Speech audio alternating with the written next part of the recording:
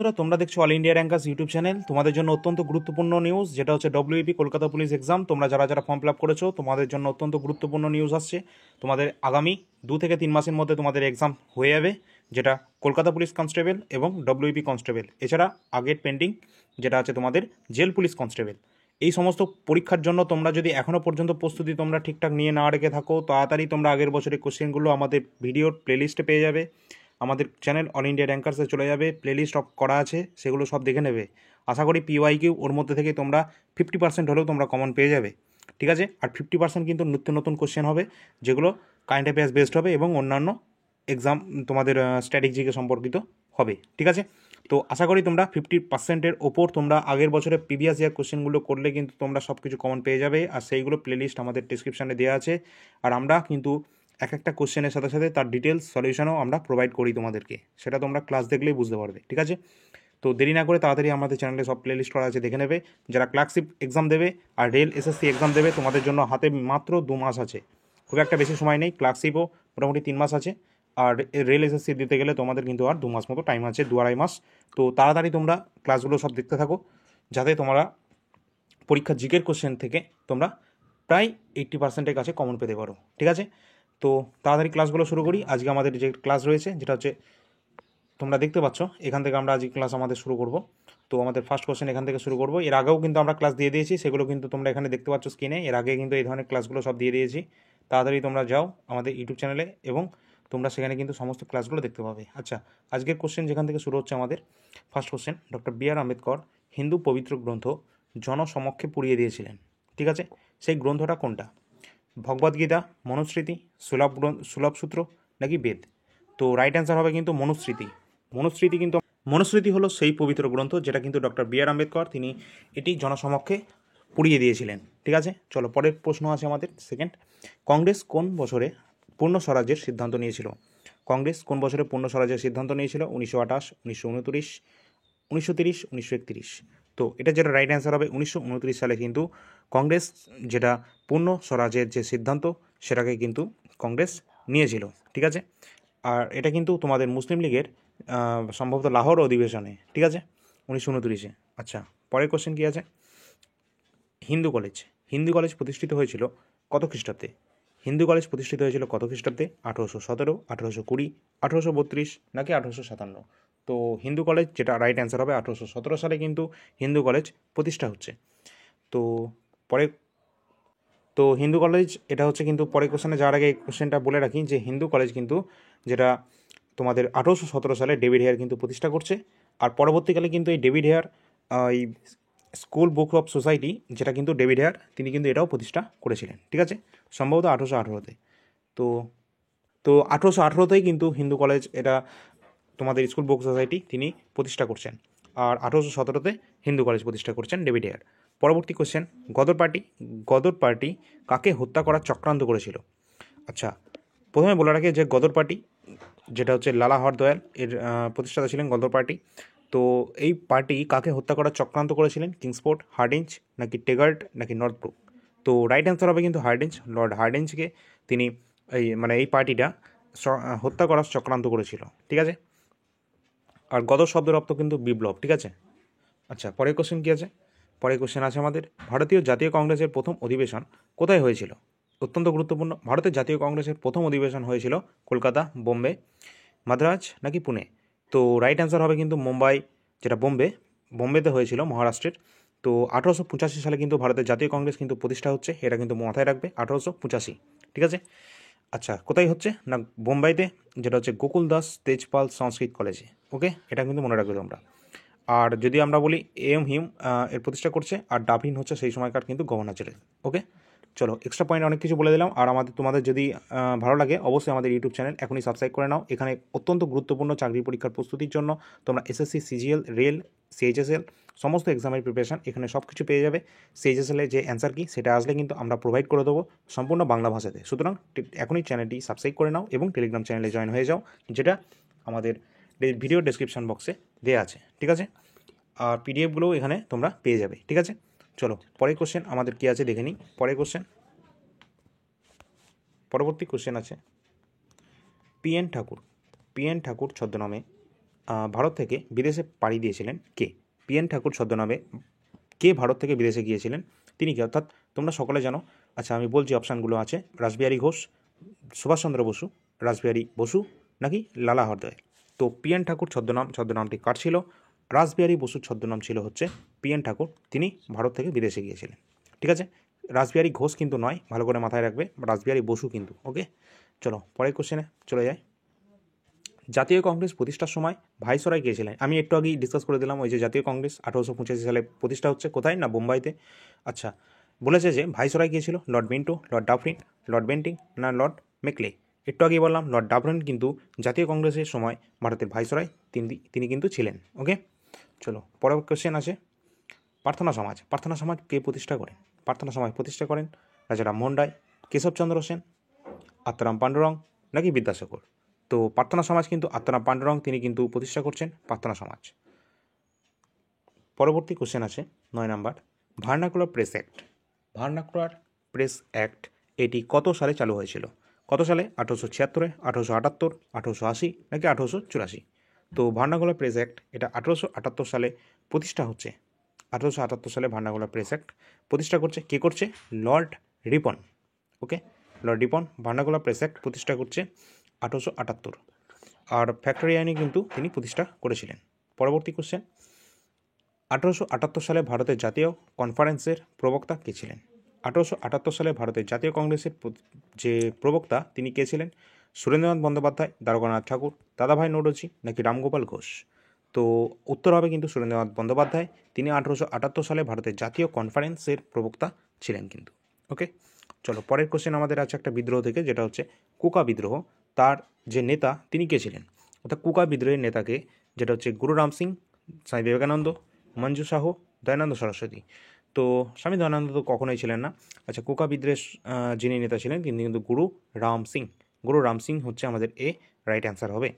আর স্বামী বিবেকানন্দ কিন্তু 12ই জানুয়ারি কিন্তু আমরা ইউথ ডে পালন করি, এটা আগের ক্লাসে আমরা বলে দিয়েছিলাম। আবার এই স্বামী বিবেকানন্দ কিন্তু এই শিকাগো যখন ধর্ম সম্মেলন হয়েছিল তিনি কিন্তু সেখানে যোগদান করেছিলেন। ওকে, এটাও কিন্তু মনে রাখবে, মাথায় রাখবে। আর তার জন্মদিন 12ই জানুয়ারি, সেই দিন আমরা জাতীয় যুব দিবস পালন করে থাকি, ন্যাশনাল ইউথ ডে। তো তোমাদের জন্য একটা কোশ্চেন রাখছি যে স্বামী বিবেকানন্দ যে শিকাগো ধর্ম সম্মেলনে গিয়েছিলেন সেই সালটা কত, সেটা তোমরা যদি জেনে থাকো অবশ্যই কমেন্টের মাধ্যমে জানাবে। ওকে, চলো পরের কোশ্চেন। মহাত্মা গান্ধী কবে তার বিখ্যাত ডান্ডি পদযাত্রা শুরু করেছিলেন? ডান্ডি পদযাত্রা, তো এখানে অপশান কী আছে? 11 এপ্রিল 1930, 12ই মার্চ 1930, আর 12 এপ্রিল 1930, 12 এপ্রিল 1931, 12 মার্চ 1931। তো রাইট অ্যান্সার কী হবে? অপশান নাম্বার যেটা তোমরা দেখতে পাচ্ছ, অপশান নাম্বার বি, 12 মার্চ 1930 কিন্তু মহাত্মা গান্ধী তিনি ডান্ডি পদযাত্রা করছেন কিন্তু গুজরাট থেকে তিনি সবরমতী আশ্রমের দিকে তিনি ডান্ডি তার পদযাত্রা চলছে। ঠিক আছে, আচ্ছা। আর গান্ধীজির কিন্তু এই যে আন্দোলনগুলো এগুলো কিন্তু অত্যন্ত গুরুত্বপূর্ণ, এগুলো কিন্তু মনে রাখবে। ঠিক আছে, গান্ধীজির এই যে ডান্ডি পদযাত্রা হোক বা যে কোনো সত্যাগ্রহ আন্দোলন হোক, এগুলো কিন্তু তোমাদের এক্সামে কিন্তু জিজ্ঞাসা করা হয়। চলো পরের কোশ্চেন যেটা আছে আমাদের, হান্টার কমিশন 1919-এর যে হান্টার কমিশন কোন ঘটনার তদন্তের উদ্দেশ্যে গঠিত হয়েছিল? অর্থাৎ হান্টার কমিশন কোন ঘটনার তদন্তের উদ্দেশ্যে গঠন করা হয়েছিল? অসহযোগ আন্দোলন, খেলাফত নাকি চৌরি চৌরা ঘটনা, আর যেটা হচ্ছে জালিয়ানওয়ালাবাগের হত্যাকাণ্ড। তো চৌরি চৌরা তো অবশ্যই হবে না, তার কারণ চৌরি চৌরা কবে হচ্ছে? 1922-এ। ঠিক আছে, আর এটা ঘটনাটা কিন্তু হান্টার কমিশন 1919-এ, সুতরাং চৌরি চৌরা তো এমনিই হবে না। আচ্ছা, জালিয়ানওয়ালাবাগের হত্যাকাণ্ডের কিন্তু এই ঘটনার যে তদন্ত তার জন্যই কিন্তু হান্টার কমিশন গঠন করা হয়েছিল। জালিয়ানওয়ালাবাগের হত্যাকাণ্ড তোমরা সকলেই জানো কিন্তু, যেটা হচ্ছে 13 এপ্রিল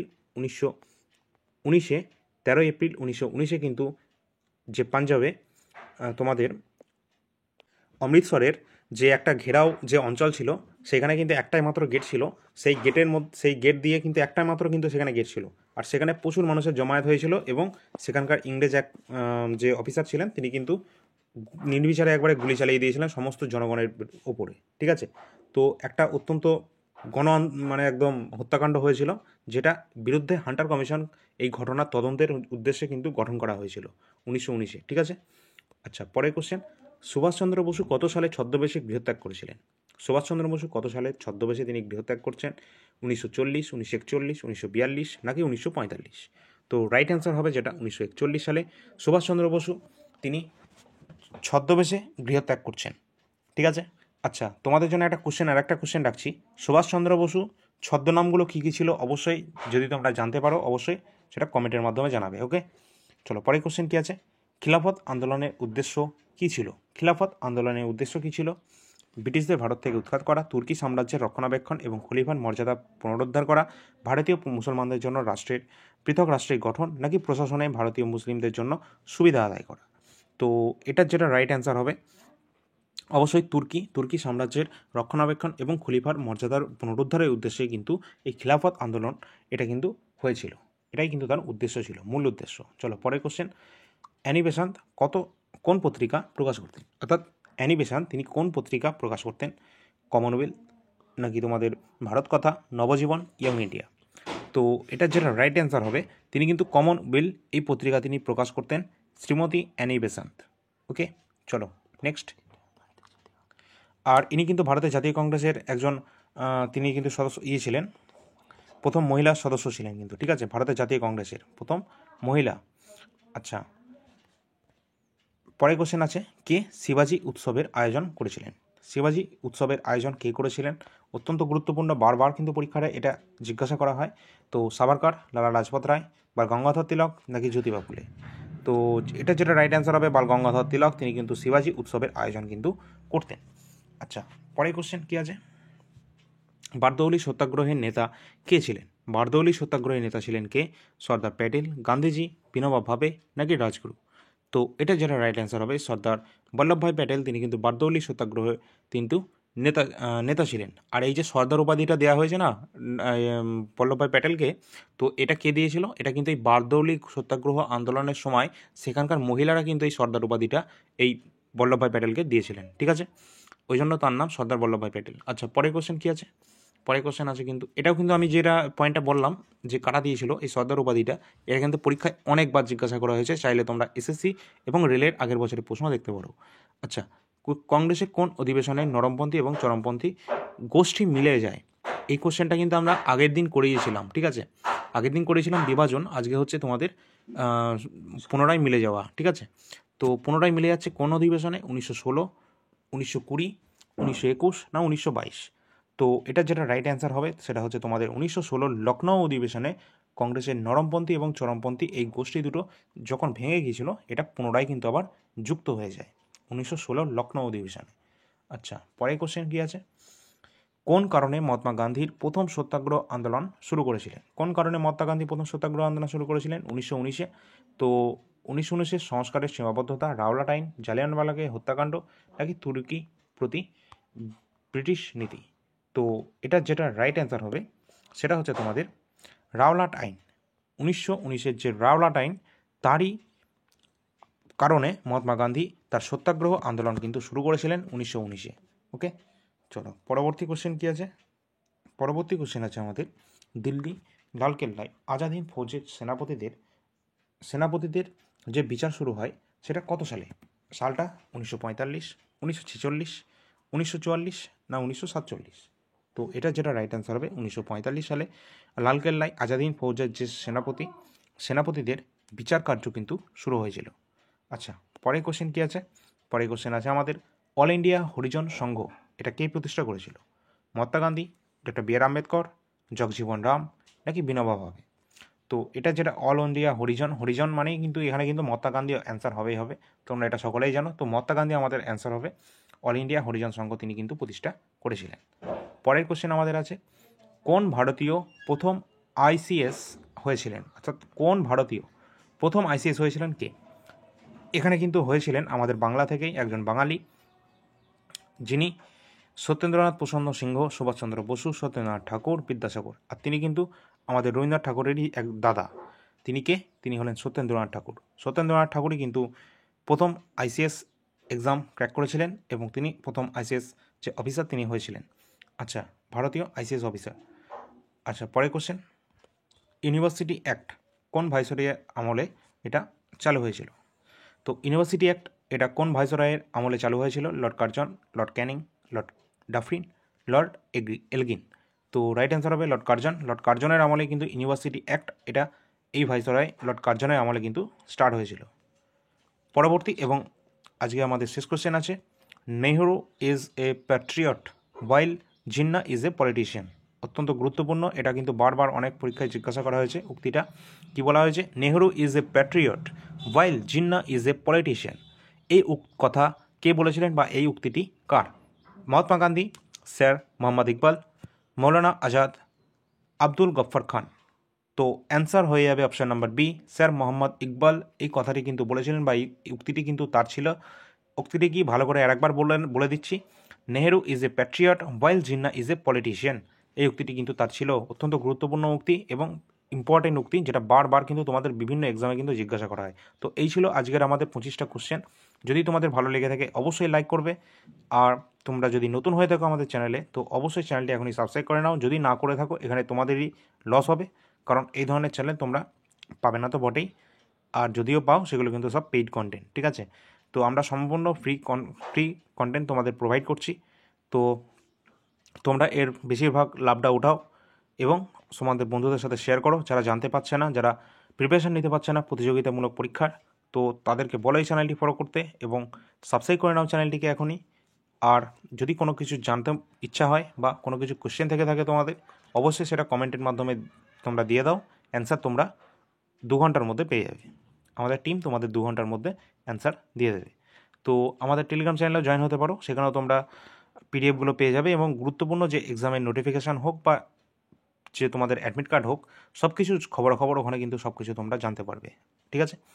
আচ্ছা, এই ছিল আজকের আমাদের অত্যন্ত গুরুত্বপূর্ণ কিছু 25টা কোশ্চেন। তো পরবর্তী ক্লাসে আবার আমরা ডিসকাস করব। আর তোমাদের একটা গুরুত্বপূর্ণ কথা বলে রাখি যে সিএইচএসএল এর কিন্তু পরীক্ষা হয়ে গেলে আমরা অ্যান্সার কি নিয়ে বাংলায় আলোচনা করে দেবো সিএইচএসএল। আর তোমাদের সামনে কিন্তু যে রেলের এক্সামটা হচ্ছে সেটা কিন্তু আশা করি টিসিএস নেবে, আর এসএসসির পরীক্ষাও কিন্তু টিসিএসই নিচ্ছে এখনও পর্যন্ত, অর্থাৎ এই বছরের পরীক্ষাগুলো কিন্তু টিসিএসই নেবে, এটা ফাইনাল হয়েছে। আর যারা এমটিএস এবং জিডি কনস্টেবলের এক্সাম দেবে, 2025-এর জিডি কনস্টেবল এবং 2024-এর এমটিএস, যেটা 2 মাস মতো আছে, তো তোমরা এক কাজ করো, তোমাদের এই চ্যানেলটা ফলো করতে পারো, কারণ এই চ্যানেলে আগের বছরের কোশ্চেনগুলো তোমাদের ডিসকাস করে দেবো। আগে সিএইচএসএল এক্সামটা ডিসকাস করব, তারপর আমরা এমটিএসের কোশ্চেন নিয়ে আলোচনা করব, ঠিক আছে? তারপর এসএসসি জিডি কনস্টেবলের আগের বছরের কোশ্চেনগুলো নিয়ে পরপর আমরা আলোচনা করতে থাকবো, ঠিক আছে? প্রতিদিন একটা করে সেট পাবে। তো চ্যানেলটা এখনই সাবস্ক্রাইব করে নাও, অত্যন্ত গুরুত্বপূর্ণ, তোমাদের ইনফরমেশনগুলো আগে থেকে দিয়ে রাখছি। ভালো ভালো ক্লাস আসছে, ভালো ভালো কন্টেন্ট আসছে তোমাদের জন্য। চ্যানেলটি এখনই সাবস্ক্রাইব করে নাও এবং ক্লার্কশিপের আগের বছরের কোশ্চেনগুলো তোমরা সব কিছু পেয়ে যাবে খুব তাড়াতাড়ি। আমরা ক্লার্কশিপের সিরিজটা নিয়ে আসছি, তোমাদের এক্সাম রয়েছে 3 মাস পর। তো তোমরা এই 3 মাসের মধ্যে ভালো স্কোর করতে পারো যদি আগের বছরের কোশ্চেনগুলো দেখে নাও। তো আমরা খুব তাড়াতাড়ি সেই সিরিজ নিয়ে আসছি, ওয়েট করো। আর 4-5টা দিন, ঠিক আছে?